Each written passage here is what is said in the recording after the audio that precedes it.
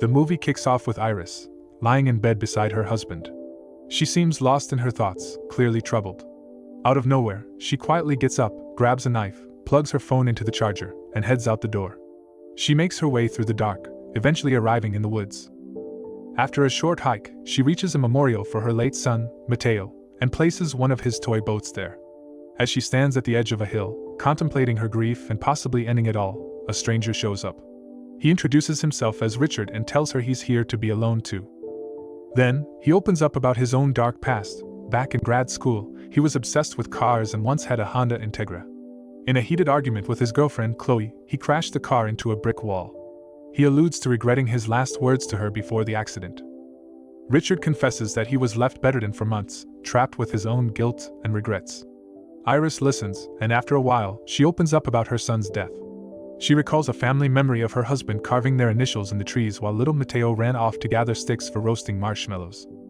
Then, in an almost heartbreaking whisper, she says, "We couldn't even hear Matteo die." Trying to lighten the mood, Richard comments on the beauty of the day and begins to walk away. But as he heads to his car, Iris follows. At the parking lot, they exchange a few final words, and he wishes she won't return to this place. But as she's about to get into her car, she realizes Richard has blocked her in. He steps out, pulls out an umbrella, and before she even registers what's happening, he tasers her. When Iris wakes up, she's tied up in Richard's car. Desperate, she tries to dial for emergency help, but Richard just watches, calmly telling her to go ahead. After all, it's a ritual he makes all his victims go through. Richard points out there's no internet out here, and her phone is out of reach. Iris pleads with him not to hurt her, but he just rolls his eyes, saying he's heard it all before. But Iris's mind races, and her hand brushes the knife hidden in her pocket. She secretly starts cutting through her cuffs while distracting Richard by bringing up his ex, Chloe. But he's quick to steer the conversation back to her son, Matteo. Just as she breaks free, she lunges at him. They struggle, but Richard's no pushover, and they get into a horrible accident. After briefly knocking her out, she comes to and tries to attack again but can't get the upper hand. She even tries to choke him, but he easily overpowers her. Somehow, she manages to break out of the car, freeing her legs, and bolts for freedom. But Richard isn't far behind, mocking her, telling her how ironic it is that she was ready to end her life minutes ago, but now she's fighting like crazy to stay alive. Iris begs him to stay away, but then Richard drops a bombshell. He's drugged her with a powerful relaxant to help him out. He calmly explains the stages she's about to go through. In the next 20 minutes, she'll slowly lose control of her body. First, her main motor functions will dull, like dialing a phone or holding a weapon. Then her fingers will stop working. Around the 15-minute mark, her legs will give out, and by 18 minutes, her breathing will become labored, and she'll lose her voice completely. Hearing this, Iris's fear kicks into overdrive, and she takes off, dropping her knife in the process. She sprints through the woods, fighting panic and counting on her fingers. She starts a timer on her watch to track the drug's progress, but soon enough, her legs begin to weaken. Still, she pushes forward, with Richard leisurely following, never losing sight of her. Eventually, her legs give out, and she collapses, finding a spot to hide under a tree. She sees Richard nearby through a small gap, staying as still as possible. But then, of all things, bugs start crawling over her face, making it impossible to stay quiet. Overwhelmed, she lets out a scream, which instantly gives away her position. Before he may get her, Iris manages to get into the running stream nearby and floats away in water's direction, leaving Richard helpless. After a while, she hits a wooden log and gets to the shore. Iris gasps for air as the timer counts down. Her body gives up, leaving her motionless, helpless on the ground. Just then, an old man stumbles upon her. He tries talking to her, but she can't respond. Eventually, William figures out a way to communicate. Iris blinks once for yes, and twice for no. When he realizes she can't feel her body, he decides to help. Gently, he lifts her into a wheelbarrow and rolls her into the house. A knock at the door interrupts them. Before William can go to check, Iris urgently signals a warning. When he opens the door, Richard introduces himself by his real name, Andrew, and claims he's looking for his wife. William doesn't trust him and tells Andrew to wait outside while he calls the police. But Andrew pushes his way inside, heightening William's suspicion. Andrew spins the tale, saying he lost his phone in the woods and needs to borrow William's. Unfazed, William offers him a choice. Either he calls the police to help find Andrew's wife, or he calls them for an intruder report. Andrew catches on and shifts gears, concocting a story about how his wife got them into a terrible accident. When William asks her name, he says, Chloe, a name that makes Iris, hidden behind the couch, go tense. Andrew adds that his wife sometimes goes catatonic, freezing up completely. Sensing William's sympathy, Andrew digs deeper, asking if he's ever lost someone. William opens up, mentioning his wife, who died of a heart attack, and how she used to help him manage his anger. Distracted, he momentarily forgets about Iris. Seizing this moment, Andrew presses on, saying how deeply he loves his own wife. William almost falls for Andrew's act, until Andrew's phone starts ringing. The lie unravels, and William's suspicions spike. He tells Andrew to leave, but that's when Andrew's facade slips. Smirking, he asks William if he always does heavy farming in his kitchen. William pretends to be intimidated, saying he's hidden Iris in the barn and will let both of them go if Andrew leaves now.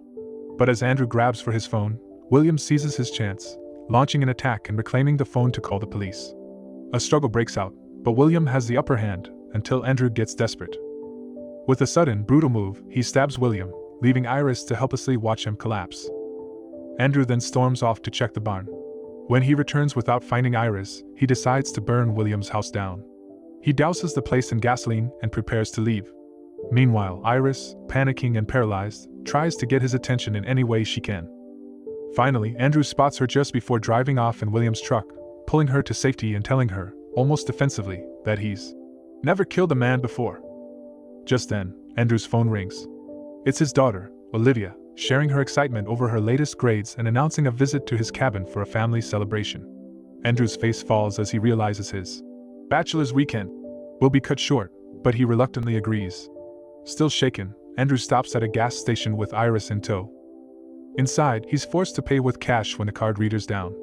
Alone for a moment, Iris tests her control over her body, managing to free herself from the seatbelt. A family pulls up nearby, and as Iris gets herself loose, she notices a young boy at the window, triggering a memory of Mateo. Before she can react though, the boy's mother comes and leads him away, leaving Iris alone again in the truck. Andrew catches Iris struggling and quickly rebuckles her seatbelt before they drive off. But the kid's mom sees it and watches them leave, suspicious. Soon, they pull up to another stop, where an officer named Carter arrives. He explains he got a call about some strange activity and asks to see Andrew's ID. Carter insists on speaking with Iris, but Andrew keeps him distracted with small talk. Sensing something off, Carter presses Andrew to explain what's going on. Andrew spins his story. He claims Iris is his wife, who snuck out, got drunk, and got into a bad accident. He's just trying to clean up her mess, he says. But Carter notices the fresh wound on Andrew's head and demands answers. When Andrew stumbles, Carter tries to talk directly to Iris. With a weak voice, Iris manages to say, "Help me," just as Carter spots a second dose of relaxant nearby.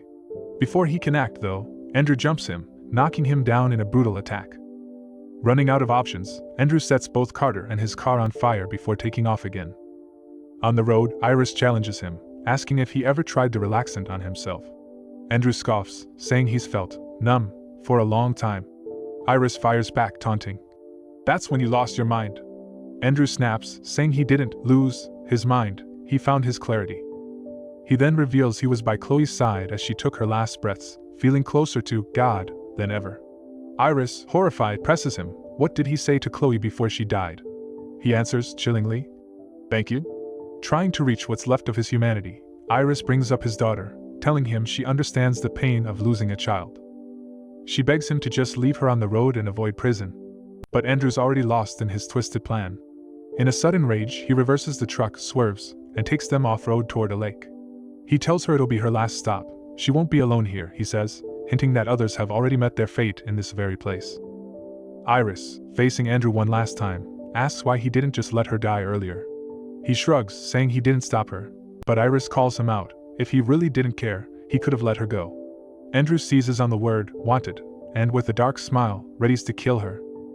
In the middle of the lake, Iris makes a final request. She asks him to hand her Mateo's little toy boat from her pocket, her last wish.